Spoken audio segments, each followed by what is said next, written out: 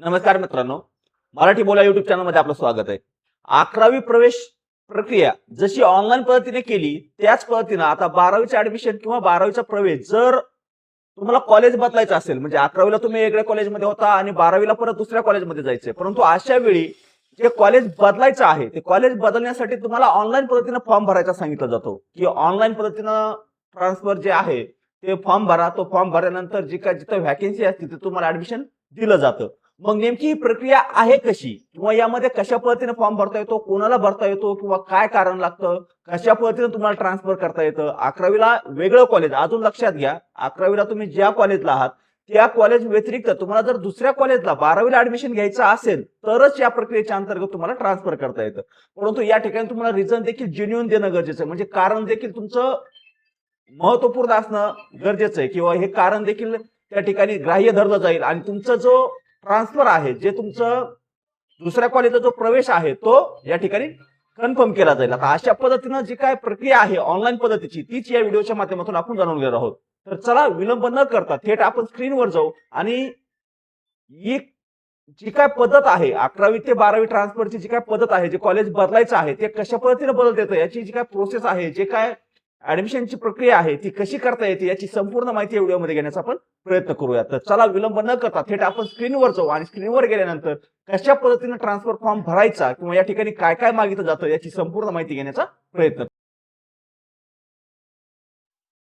सर्वप्रथम आपल्याला या ठिकाणी FYJC जे काय युजर वेबसाईट आहे त्या वेबसाईटवर जायचं आणि या ठिकाणी आपला युजर नेम आणि पासवर्ड टाकून या ठिकाणी आपल्याला लॉग इन करायचं. 11वी प्रवेश घेताना जो युजर नेम आपण ठेवला होता गेल्या वर्षी तोच या ठिकाणी आपल्याला टाकायचा आणि त्याच पद्धतीने आपल्याला या ठिकाणी लॉग इन करायचं. आता कोणता युजर आयडी असणार आहे, जो आपण 11वीला ऍडमिशन घेताना तयार केलेला होता तोच या ठिकाणी आपल्याला वापरायचा आणि त्यासोबत जो पासवर्ड आहे तो पासवर्ड देखील या ठिकाणी आपल्याला एंटर करायचा.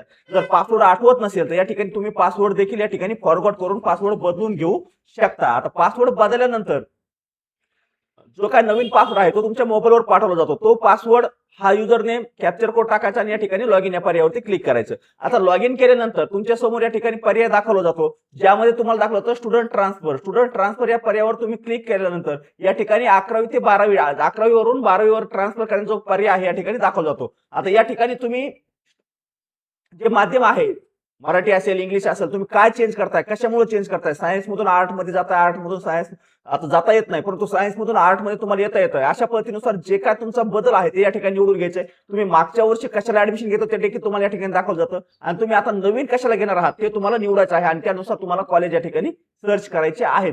कॉलेज सर्च केल्यानंतर या ठिकाणी ज्या कॉलेजमध्ये व्हॅकन्सीज अवेलेबल असतील तेच कॉलेज तुम्हाला दाखवले जातात. ज्या कॉलेजला व्हॅकन्सी अवेलेबल नाही ते कॉलेज या ठिकाणी दाखवले देखील जात नाहीत. तुम्हाला ज्या कॉलेजला ऍडमिशन घ्यायचं ते या ठिकाणी घ्यायचं. त्यानंतर ट्रान्सफरचं जे काय रिझन आहे ते रिझन म्हणजे जे काय कारण आहे ते कारण देखील या ठिकाणी निवडायचे. त्यामध्ये पालकांची बदली झालेली असेल किंवा इतर काही अदर कारण असेल, तुम्ही मीडियम चेंज करत असाल, म्हणजे मराठी माध्यमातून इंग्लिशमध्ये जात असाल किंवा इंग्लिशमधून मराठीमध्ये येत असाल, किंवा तुम्ही स्ट्रीम चेंज करत असाल, सायन्स आर्ट कॉमर्स यामध्ये चेंज करत असाल, तुम्ही काय चेंज करता हे सर्व निवडून या ठिकाणी तुम्हाला शेवटी जे काय फायनल सबमिट फॉर ट्रान्सफर हा जो पर्याय आहे या पर्यायावरती क्लिक करायचंय आणि या पर्यायावरती क्लिक केल्यानंतर तुमची जी ट्रान्सफरची जी रिक्वेस्ट आहे ती रिक्वेस्ट पोर्टलवर दाखल होते आणि त्यानंतर तुमचं जे जुनं कॉलेज आहे 11वीचं कॉलेज ते या ठिकाणी जे जुनं कॉलेज आहे 11वीचं ते 11वीचं कॉलेज तुमचं जे काय फॉर्म आहे तो फॉर्म त्या ठिकाणी अप्रूव्ह करतं आणि त्यांनी अप्रूव्ह केल्यानंतर नवीन जे कॉलेज आहे 12वी साठी ज्या तुम्ही कॉलेज निवडलेला आहे त्या कॉलेजकडे तो फॉर्म जातो. तो ते कॉलेज तो तुमचा जो अर्ज आहे तो त्या ठिकाणी ऍक्सेप्ट करतं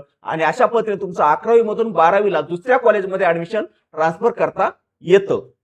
ही जी काय प्रक्रिया आहे थोडक्यात आणि सोपी आहे. यामध्ये काही अडचण आली, काही समस्या असतील तर कमेंटमध्ये विचारा, आम्ही आपल्याला नक्कीच मदत करण्याचा प्रयत्न करू. दिलेली माहिती महत्त्वाची वाटली असेल, कामाची वाटली असेल, आवडली असेल तर व्हिडिओला लाईक करायला विसरू नका आणि चॅनलवर जर पहिल्यांदा आलेला असाल तर चॅनलला सबस्क्राईब करून ठेवा, जेणेकरून असंच नवीन नवीन आणि महत्त्वपूर्ण अपडेट आपल्याला भेटत राहील. तर चला धन्यवाद. आजच्या व्हिडिओमध्ये एवढीच माहिती. भेटूया नेक्स्ट व्हिडिओमध्ये नेक्स्ट पॉईंट सोबत.